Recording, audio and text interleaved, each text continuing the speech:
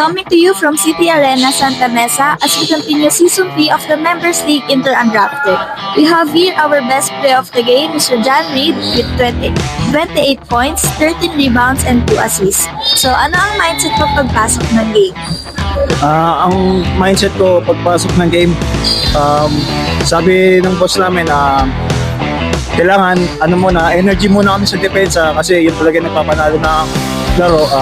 Yung offense ko, sumabay na lang din sa energy ko. So ayun, tuloy-tuloy lang lumabas. So, ano po yung game plan ninyo and paano mo na-execute? Ang game plan namin, hanapin na yung weakness ng kalaban. Kung kaya tatakbuhan namin. No 4 shots. Pag may libre, pasa agad. Tapos, ayun lang, depensa lang tuloy-tuloy, walang titigil. Sir, sino po ang inspirasyon niyo tuwing naglalaro?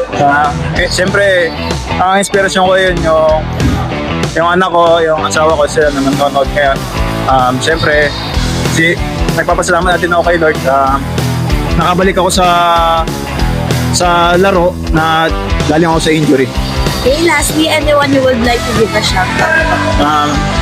Shoutout pala sa lahat ng mga boss na nilalaruan ko. Shoutout sa asawa ko, sa anak ko, sa mga mahal ko sa buhay. Shoutout sa inyo. Yun lang. Once again, our best player of the game, Mr. John Reed of Team Deadpool. Please like and follow our FB page, Undrafted Colors Camp. Thank you po. Congrats.